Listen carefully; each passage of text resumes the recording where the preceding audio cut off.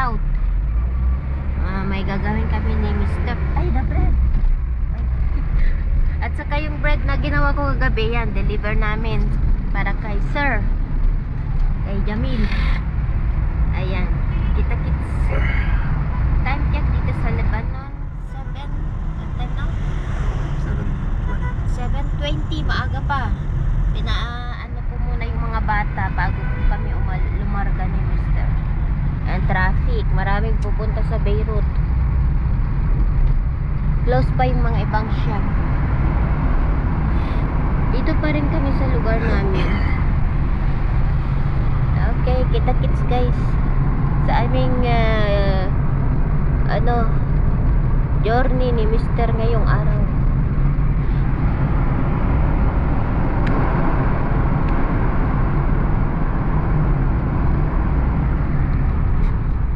Dito na kami sa Saida.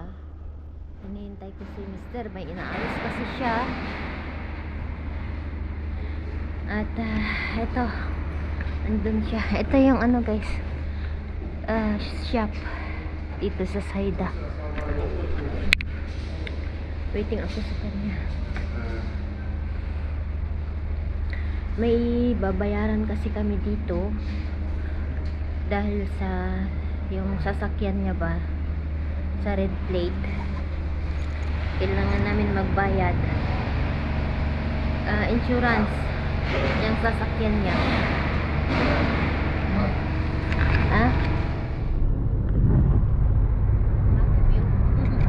Another one. Tapos na kami ni Mr. pero daan kami dito kasi naihi ako. No way, you come to Saida or the gate of the south. And then pakainin daw ako ni Mr. ng kenefe. Dito daw sa Saida, sikat daw ito na patisseries. El Baba ang pangalan niya, ang cute. El Baba is the most famous in the whole south. El Baba. 'Di ba yung pili kong name El Mama? Sabi ni Mr. may El Baba daw. El Baba. The brand. El Baba, ayan, Al Baba. What is Al Baba? Dito para umihi pero bibili kami ng kinefe. Naihi kasi ako. Kitang ayaw ko sa pag malayuan na biyahe. Lagi akong naiihi. Kaya pumasok kami dito para makaihi lang. Bumili kami ng kinefe. Yung traditional breakfast ng mga Lebanese.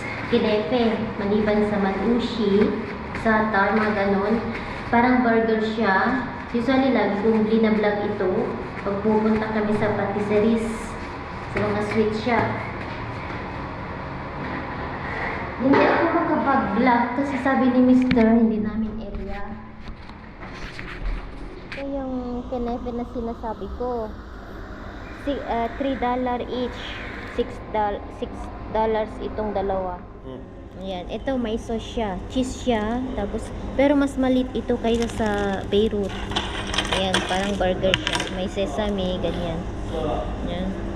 Ano ba yan? Mag-vlog sana ako kasi, pero merong mga UN kasi dito sa harapan namin, kaya hindi na. Ito siya, Al Baba. How you pronounce this? El Baba. El Baba? El Baba. May idea kami ni Mr. Al Baba, Al Mama. Nice. Wala na. His family name is El Baba. Baba? Ang English daw is the father. Yung pinili kong pangalan is Al Mama, El Mama. You know- E-L. You know the daughter I was about to marry? Yes. Wala? He is the main one. We had 5 brothers. He gave them the small shops. He keeps Haida. Another topic. Naging girlfriend daw ni Mr. What is the name? Bana. What? Bana. Bana? Wala. Why you did not you marry her? She was in university and when they knew she was married to a Christian. He loves you, yan eh. Hmm? You will be Yes, the sure, owner sure, of I will. Albaba, yan eh. Ay. Ang ingay ko. Yung girlfriend niya daw is anak ng may-ari nito. The daughter. Eh? Wala eh. Where is she now? Is still meeting? Their father's name is Ahmed Al-Baba. Ay, ya Allah. They forbid her, yan eh. Wala? Yeah, why you didn't fight, yan eh? Fight for her? Young. You should kidnap her and run away. I was thinking that it was hard. No? I was young. Yeah? How old are you, yan eh? 20? 25. 25? Eh, how old she is? Yeah, then 97, 96. 97, 97, 1997. 1997? Me, I was, how old I am that time? 1997? I'm 13 years old. 13 years old. My girlfriend na same is that 13 years old. I'm 13 years old ako nun. Some they put something Bernard, else than it's not heavy. else than it's not heavy. See, I don't. I think Not the white, because the of it. secret is the bread. The bread and the white, it's not heavy. You can eat more. Sarap siya. Hindi siya, the bread is different. The bread is like card.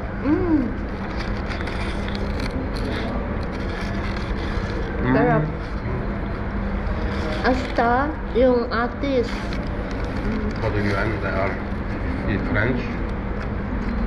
Nasa harapan namin yung mga UN, kaya yung camera nasa baba namin kasi Yeah. ayaw ni Mr. baka ano daw kami. The Lebanese army, they don't buy.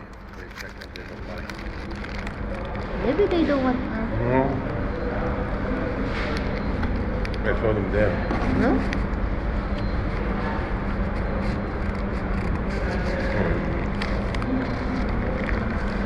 The soldiers are there. Even the officers, they didn't buy. That's how they are. The French, the UN. I think it's in Beirut is 500. I told her Right, on? Mura lang Said how dito much pero you want? masarap. how much I owe you. She said 630. I said, sorry, I asked for two. She looked at the computer and said, hey, so two, 600. Are you sure?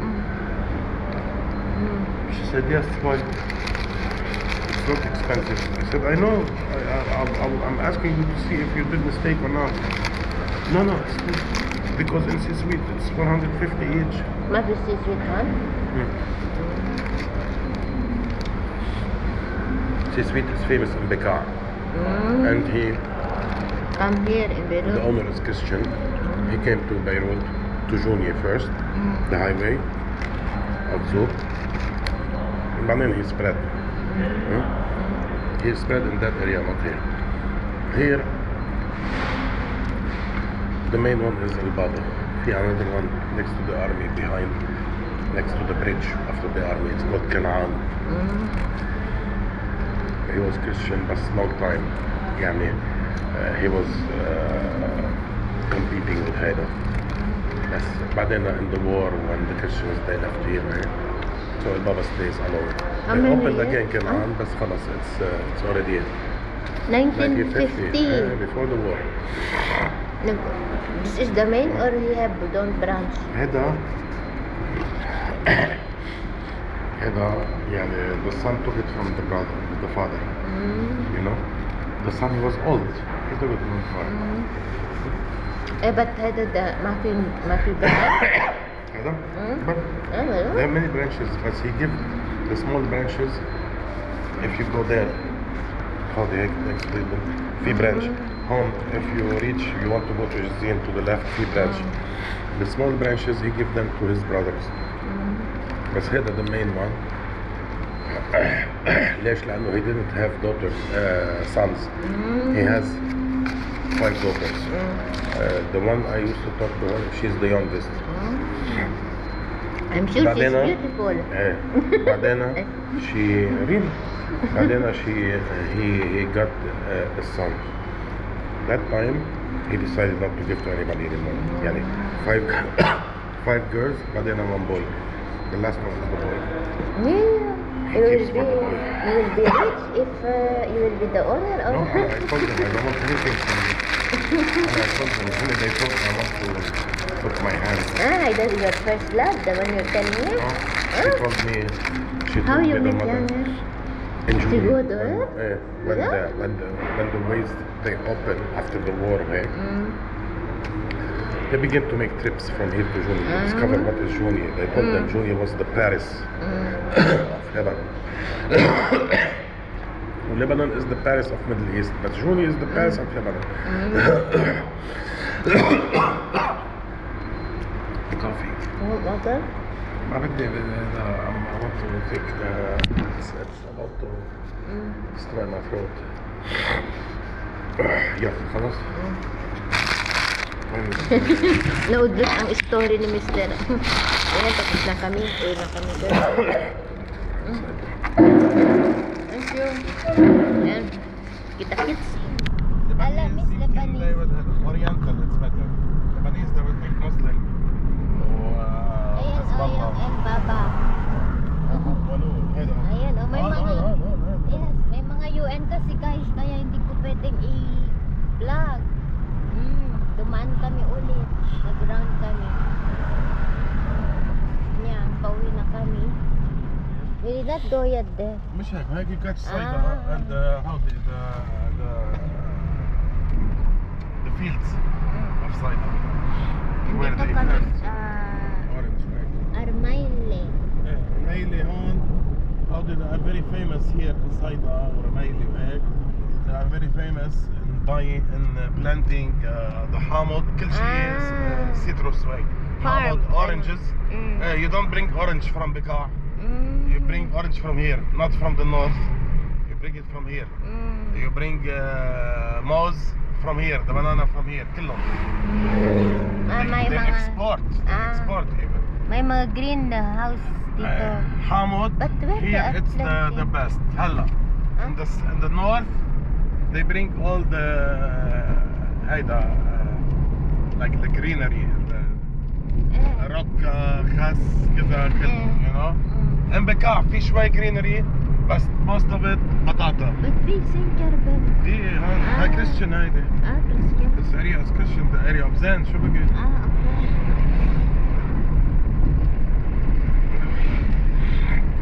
Okay. Look the beach. It's the area of Zen. هيدي the sea road, the first road before the highway. This one. Greenhouse. Winter. هيدي the main road of the south before they make the highway. Ito daw ang main road noon. كلها هيدي the sea road. Papunta sa south. Yeah. All the people that used to come to here. Look down. It's the beach. We cannot The go view. down. Cannot go down. We will park there. Last Take time the we- view. Ermeili. They call it Ermaile. not Ermeili. Ermeili. Ermaile. Eh, Chuwayda. ما في ER. R كذا. Naku, mabubulol ako sa Arabic. Ermaile. Oh, maganda din ang beach nila dito. Ganda, nakaka-relax. Pero marumi kasi guys. Alam nyo, mga nagtatapon na siguro ng basura. Mga bottles. Then namin nag-fishing si kuya, 3 sila. Ang ganda. Doon kami galing. Sa Saida. Dito yung mga seaman, ganun, dumadaong sila dito. Mga kapwa nating, mga kababayan nating seaman. Marami akong taga sa amin na dito sila dumadaong ba, tawag nito? Nag-i-stop over ba pag pag nasa dadaan sila sa Lebanon, sabi nila. Yan. Ay, alam niyo, ang sarap ng amoy, yung breeze.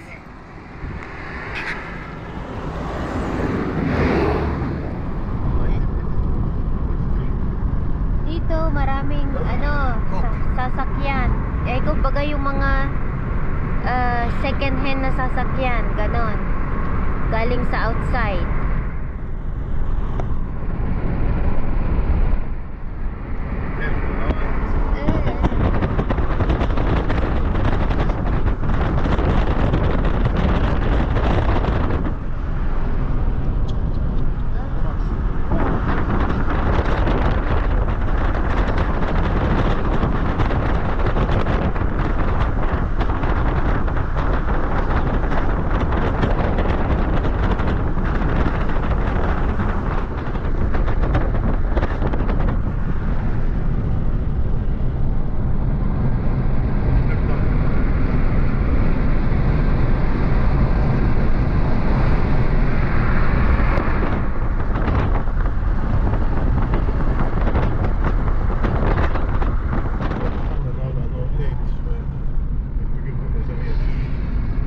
Entrance of Ashrafiyya.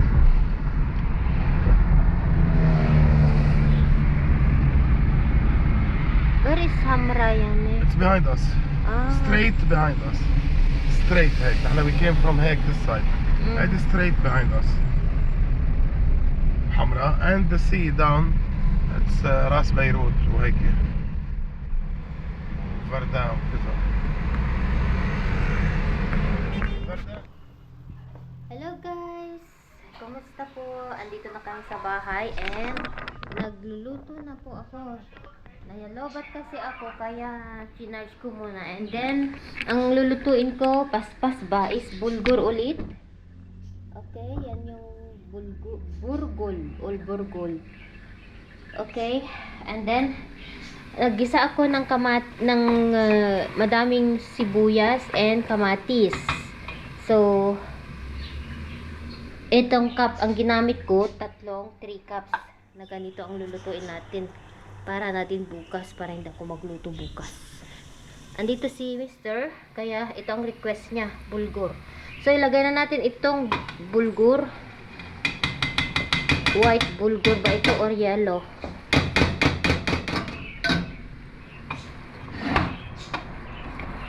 Masarap ito with kamatis. Tapos may lagyan natin ng tomato paste. Okay, so ilagay na natin ang tubig. Gawa ulit tayo ng tinapay mamaya guys. So guys, templahan na natin ang ating food. Lagyan natin ng tomato paste. Okay? So isa lang kasi ay dalawa pala. Teaspoon. Lagyan natin, ito the way ang pagluto ko hindi ko alam sa iba. Lagyan ko ng black pepper, konti lang. Small kamon, pins, malit lang siya. Usually dito natutunan ko pag magluto ko ng beans, ganon, basta yung mga guys, lentils, mga ganyan, nilalagyan nila ng kamon para daw hindi kautot ng utot, yun ang sabi. Ewan ko. Basta pag magluto ako ng beans, kung ano-ano man, ito, nilalagyan ko ng konting, cumin ba yun? Tapos 7 spices. Ayan. And konting salt. Kasi nilagyan ko kanina ng 1 tablespoon. Yan, ganyan lang siya. So, ayan na. Ganyan lang yung recado ko, guys. Halo na natin. Until maging malambot siya, parang rice. And then, ito ikain nila ito sa salad. Alam nyo, Lebanese salad. Alam mo yung mga pagkain nila usually salad, mahilig po sila sa salad. Kahit potato lang, fried potato, ang pagkain mo, basta may salad, okay na po. Ayan, slow cook lang siya, medium heat. Hindi ko pa tinemplahan. Tapos mamaya, pag alam natin hindi pa luto siya, lalagyan ko siya ng tubig para hindi siya matigas. Sarap nito, sobra. Very healthy daw ang bulgur. Ito na po ang ating ulam, pagkain for today, lunch yan. Bulgur. Sarap. With salad guys. Cucumber with kamatis and mint.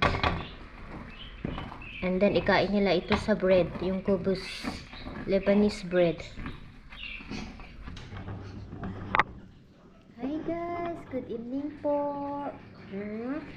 Anyway, nag-shower na po ako before ako maggagawa ng tinapay. Bale, naipaalsa ko na siya bago ko nag-shower. So, ito na siya. Ready na po ang ating dough. So, i-prepare lang natin ang ating sarili.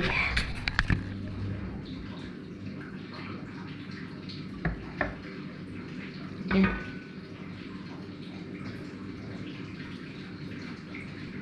Hi guys, tapos na naman ako. Ayan, naayos ko na ang ibenta ng asawa ko bukas. Pati natin dito. Dito na lang. Dito na lang sa lamesa kasi baka maano. And then ito ang para sa mga bata. Ayan. Tuunin nila. Nilagay ko din siya sa case. Ginagamit ko na yung old na case. Ipatikim daw nila sa kanilang kaibigan.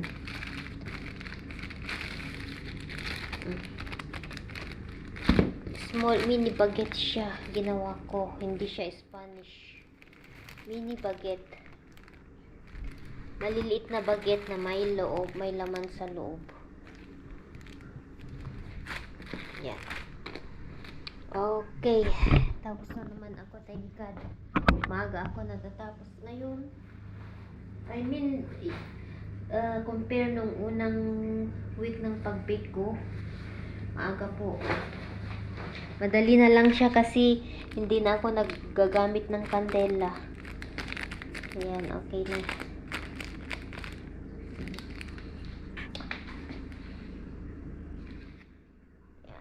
Okay guys, thank you ulit. Good night po. Maraming salamat sa panonood nyo. Bye guys.